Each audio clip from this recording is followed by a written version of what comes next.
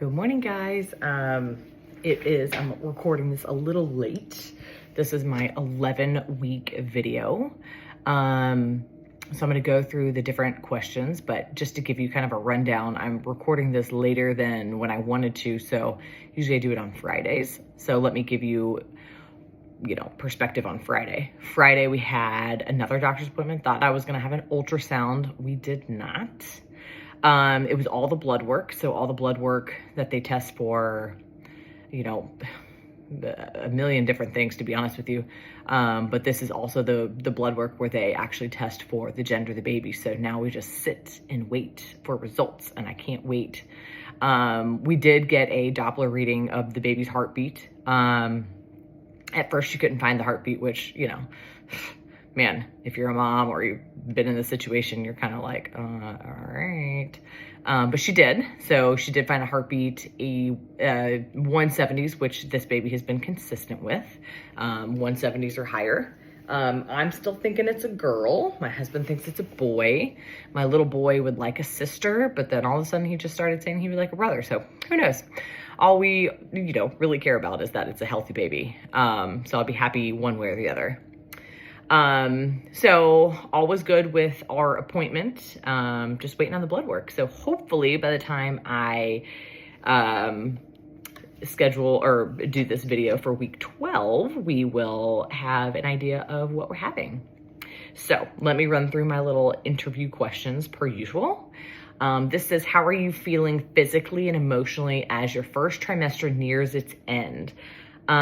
Physically, I feel pretty good. I am tired. Like the 2 o'clock to 4 o'clock window is like, usually I gotta lay down, take a nap, close my eyes, do something just cause I'm pretty wiped at that point. However, I am up at 4:30 in the morning to go to the gym. And then, Finn gets up at 6:45. We get him ready, breakfast and all that kind of stuff, off to daycare. And then I go meet my clients after that. So, physically I feel good, like moving my body in the gym and everything, but I am tired in the afternoons. Emotionally, I'm feeling much better. Every day that goes by, I just feel more and more confident with where this baby is, especially those of you that know my history and my past. So really excited moving forward. So again, I still don't feel like I'm like in the clear, but I'm feeling more and more confident.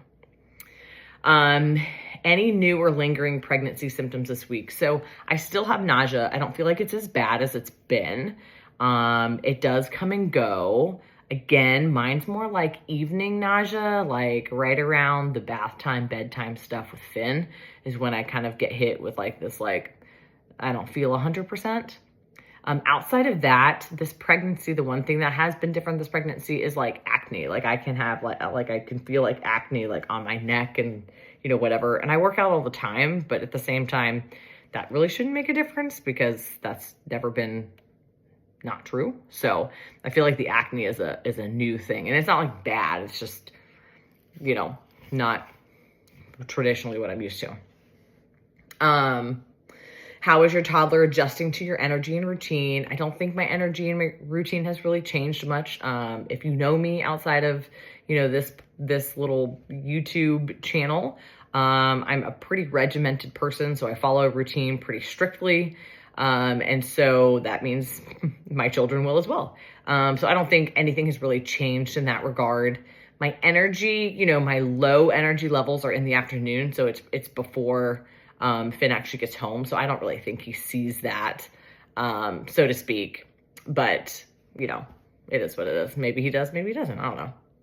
How are you balancing business priorities this week? Well, I will say if I was recording this last Friday, like I was supposed to, I would tell you that I ended up finding a part-time job as a teacher doing one-on-one, teaching, which was great. But then I made the decision over the weekend to actually not do it, only because with Finn's schedule, he's so unpredictable sometimes with daycare.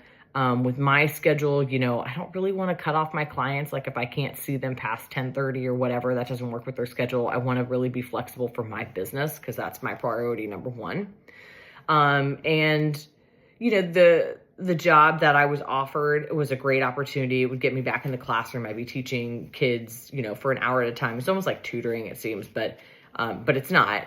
But the thing about that is that there's just no flexibility, right? So if I'm out, you know, I don't know, it just isn't, it's not like a classroom full of kids. I don't know. It just would have been, I feel like I would have been doing a disservice to the kids if I were to stick with the job, just because knowing where I'm going right now in terms of like, you know, having a kid in daycare with an unpredictable schedule at times, being pregnant, you know, we're about to have tons of doctor's appointments, as, you know, if anyone's out there listening that has been pregnant.